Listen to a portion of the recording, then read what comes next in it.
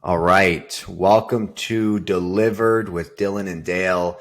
Today's episode is focused at a high level around teamwork, but specifically around coaching versus rescuing in your service-based business. And this is a really useful episode if you're thinking about bringing on maybe your first staff member or your first team member. And the reason this matters is because if you coach, if you invest your time and spend your time coaching, or if you default to rescuing, you might be in two completely different places in your business further down the road. If you spend time rescuing, you're going to have a business where, and we'll talk about what these things are, but at a high level, if you spend time rescuing, you'll have a business that's overly dependent on you and you're going to be overwhelmed with work. If you spend time coaching, you're going to have a business that scales. You're going to have a diverse set of skills on your team. And you're probably going to enjoy what you do more. And so, Dale, I just kind of want to talk to you quickly about what are the obstacles here? What is the big challenge when it comes to this coaching versus rescuing phenomenon? It's a great question. And I'll add, if you're a rescuer, you are creating an environment where you're always in need at a critical moment. So reacting versus planning, right? Right. Which is not good. No one wants to be there. The client doesn't want to be there either. So Right. fear of failure, is it real, right? I stopped calling myself an entrepreneur and I started calling myself a cliff jumper because I feel like that's maybe a little bit, as long as I know the water's deep enough, I'm okay to jump, right? My belly flop. Some people don't understand how entrepreneurs do it, but it's just in our DNA. So failure, right?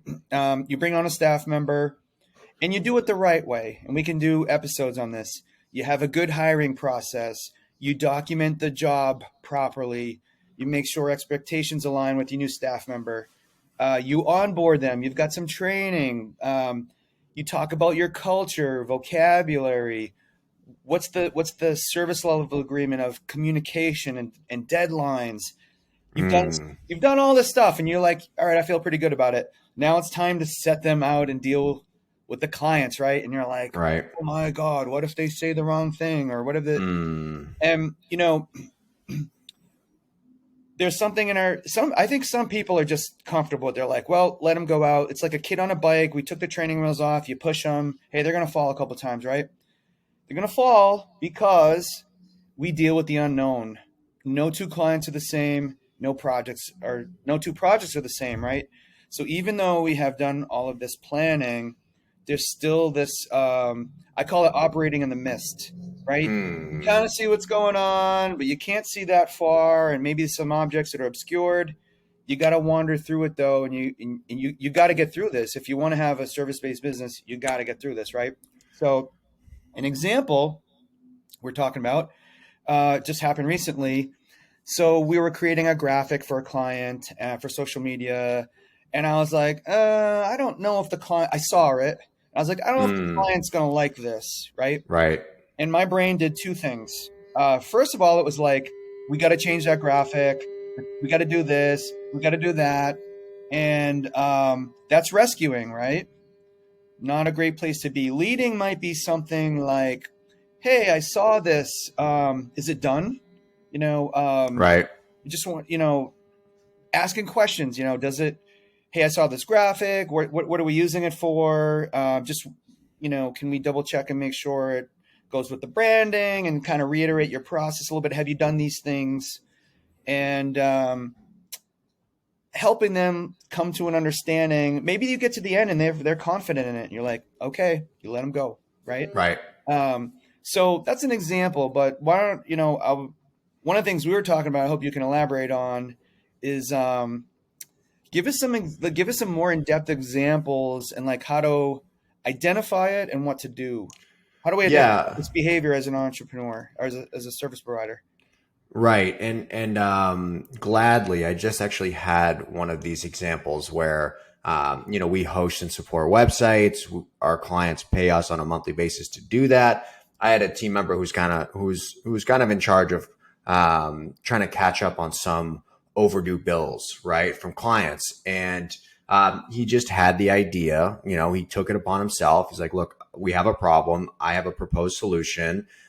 Here it is. I'm going to put a message up on the sites in which there's a certain number of old invoices or accounts receivable for that client. I'm going to put a message up that says, the website owner is delinquent on their payments, and that's why this website is down, essentially. I have a lot of experience in this game, and I have a lot of experience with our clients, and I knew that this was going to rub people the wrong way. But I decided, rather than shield him from that flack that he was going to get, might as well let him do it and deal with the consequences and internalize what it means to start talking about money for people publicly like that. Like, just to understand that that's a boundary we shouldn't cross. And so, there was, by letting the key here is that obviously I didn't do it. I didn't let that happen on our biggest accounts, right? Like, I think that there's a certain right way to allow for failure in these kind of coaching environments. One of the key is you got to find a sweet spot. Like, if he was about to put this message up on one of our most important accounts, I certainly would have jumped in and said, this is a bad idea. But they were on smaller accounts for people that aren't our ideal fit. And so I said, all right, go ahead and do it. And inevitably, the client comes back pretty pissed, calls him directly, which I was happy about. I didn't want to get in between there, and be, I'm okay as long as it doesn't affect me directly, right? Right. I was like, have fun with this. I saw the calls come in too, and I was like, Monday. Yeah. Right. It's like you will now have to navigate these waters, and then it was just and then he walked away. He came back afterwards. He's like, wow, so I'm never going to do that again. I was like, yes, that is internalized. That's something I could have said. I could have told him. I could have recommended, but it's not the same as really feeling that. You know what I mean, Dale? Oh, he felt it. There's one other great point to bring up here. There's a third element to this of it's your company and you can set the policy. You can say, I appreciate you bringing this to me, but I think we need an official policy, and here it is. Right. So, there's a lot that can happen in these situations, right? You've got different ways that you can navigate it. Right. Yeah. And I'm trying to learn that. Like, personally, I constantly fight against this thing called white knight syndrome. So if you have watched enough, right. If you've watched enough, fairy tales or classic hero journeys, there's the white knight who comes in and saves the day.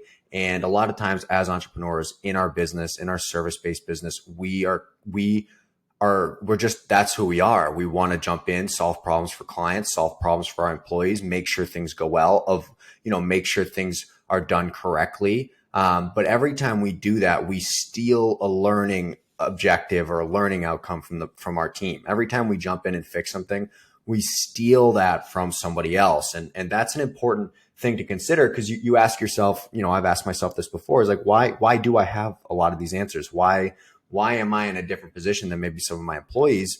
And it's because nobody stole those learning outcomes from me. Like you're as an entrepreneur, when you're planting a flag and you're doing the work and you're putting yourself out there, you're failing repeatedly all the time. You're dealing with the results of poor decision making or half flushed out ideas or whatever else. And then you've learned all those things, and then you bring people in underneath you, and then you shield them from all of the same learning outcomes. And so I think when you think of it as stealing, maybe you're more inclined to allow the room for failure.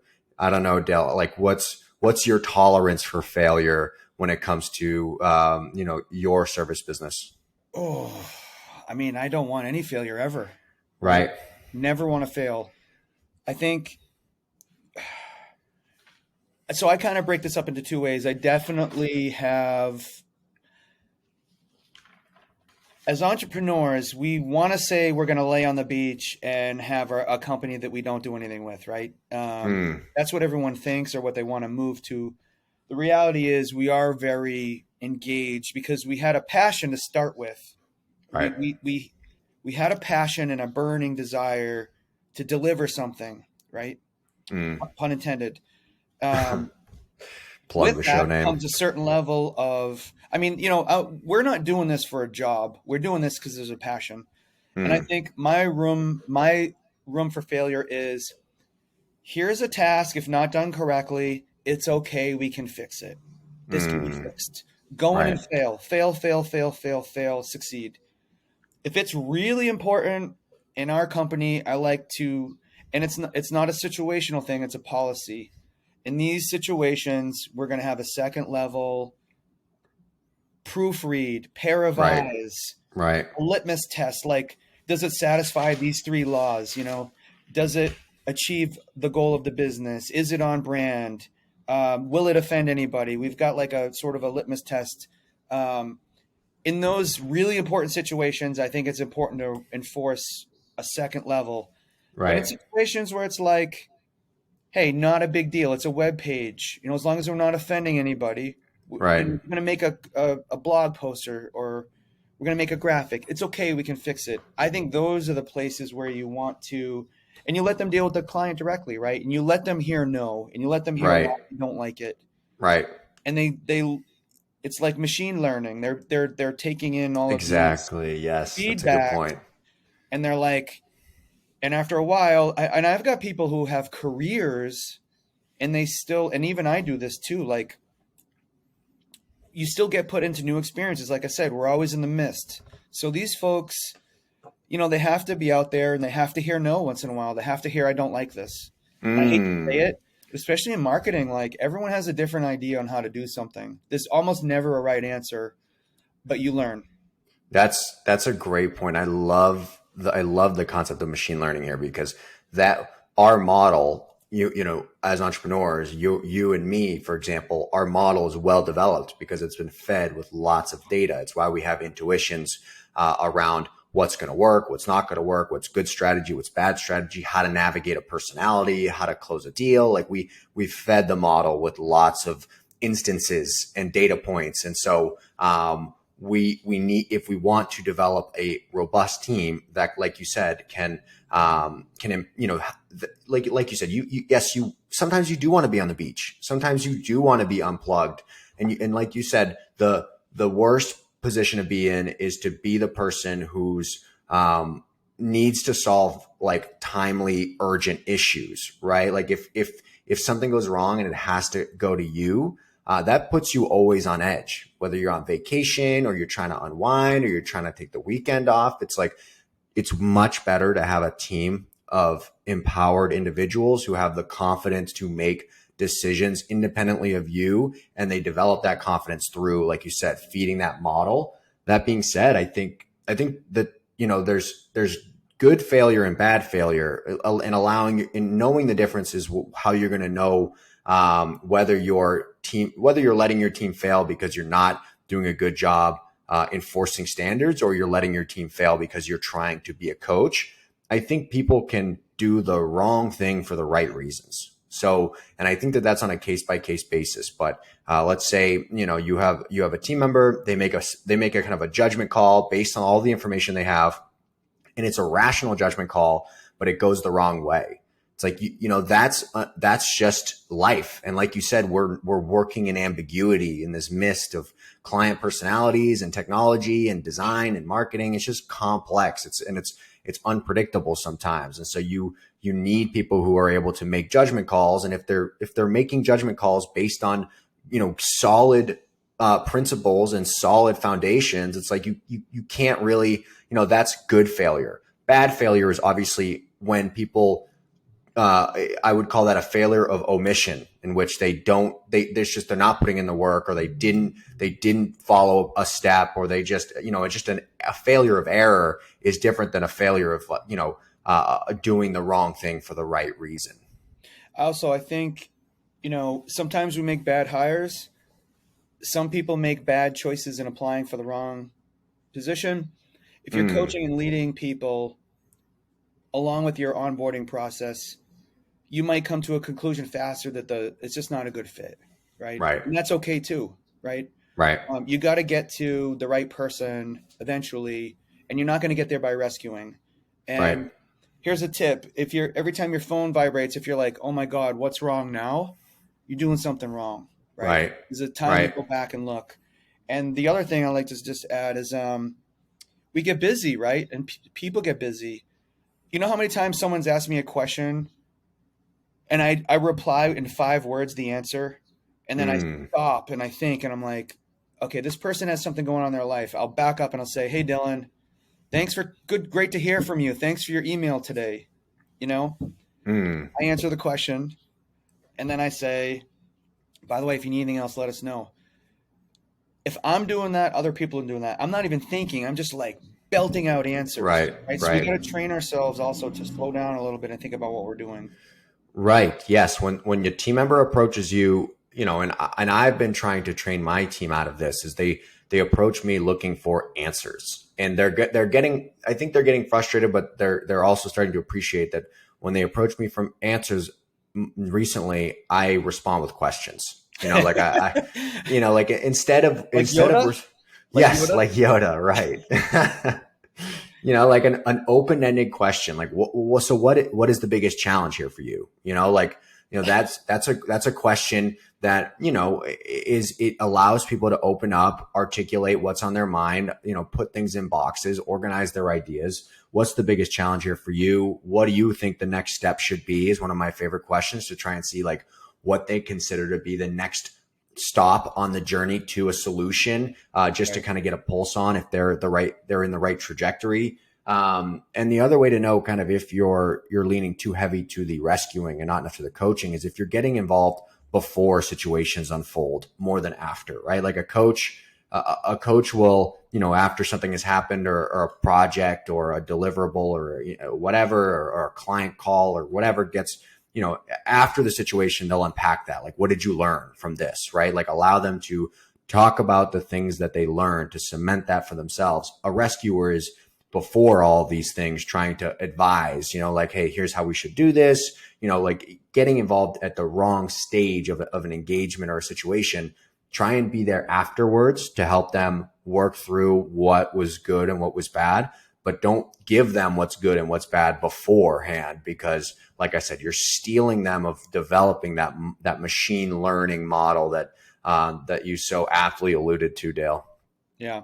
Well, it's never a fun position when you say, how do you think that went? And they're like, I think it went great. And you're like, hmm. Yes, yes, yes. So how do you deal with that? That's a great point. Like just different perceptions of reality, That's a tough one. I mean, I would ask them to walk through Right, what happened.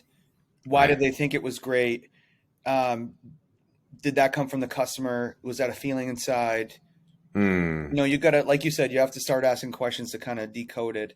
And I think a lot of this too comes down to some of these things will turn into company policies, right? right. So um, the things that will be repeatable will turn into company policies. Right. Yes. If you can't be making the same, you fail, but fail better. And if you're noticing failure at the same level of the same type over time, either you're doing a bad job coaching and helping them learn what the objectives are, what the mistakes are that they're making, or you're not setting, proper standards in place. But again, most of the time it's, the stuff that you can write down, I feel like in like a policy or handbook is like the easy stuff. It's like, the SOPs, the best practices, the policies, but the whole like, how do you deal with a disgruntled client, or like, how do you talk about pricing, or how do you, sell a project? I mean, those have to come down to the individual gaining experience over time. You can't write a manual. You have to hire for the right person, obviously, but then you can't write a manual for, how to deal with dissatisfaction or whatnot. The manual will also be this thick and no one will read Right. it. Right. Right. So Right. you have to figure out what your basic blocks are Right. and then, adopt from there. Right. And real world experience is the only way, in my opinion, to develop some of that stuff. And we're fortunate, honestly, to be in the client business because the client will tell the truth. The client is the arbiter of the truth when it comes to, when you have team members engaging with them, right? They will tell the team Right. member, hey, I don't agree with this. I'm not cool with this. I don't like this. They will provide the feedback for that model if you give them the opportunity to get in front of them. I've typically, a lot of the times in my past, have, been the in-between for clients sometimes. But that's an exhausting position to be the in-between versus just letting your team get FaceTime with a client and see what it's like to navigate those personalities, and some of that chaos, I think, is a challenging step. And it's a scary step because now like someone else is the face of your business. But again, I think ultimately, if you're trying to avoid building a team that's overly dependent on you and a workload that's going to cripple you or burn you out, you need to be in the service game. You need to be able to let your team members interface with your clients, and you need to trust that they're going to do a good job. Agree. And last point here for me is letting people fail softly where it doesn't affect the client in a horrible way. It helps them build a gut instinct with that machine learning. It puts you both on the same level, right? You have something in common. How many times has a team member said, I think we should do this. And you're like, boy, I don't know. It doesn't feel right. I can't tell you why it doesn't feel right. Like, I don't want to do that. Well, why don't you want to do it? I think it's a good idea. It's like, I don't know. There's just something that's off about it. You don't build that being shielded, right? No, it is the gut is developed. The gut biome, the decision-making process is developed through exposure in my experience. And so yeah, I mean, again, just to recap, folks, we talked about these two different things, coaching versus rescuing, and why choosing a path matters. Coaching, you'll be in a better position than rescuing. Rescuing, you're gonna be the go-to guy all the time, putting out the fires, and your team is going to be overly dependent on you. Coaching, you might be able to find some scale, and you might be able to step away, and you might be able to offer better service because, like you've told me before in the past, Dale, when you coach and you trust, you're able to bring in subject matter experts or more diverse skill sets than your own. If you're the only person you trust working on things, and therefore the quality of what you deliver is higher. So, Dale, any other notes before we part ways? That's 22 minutes. I got to go, man. I got to go rescue some people. I'm going to go coach.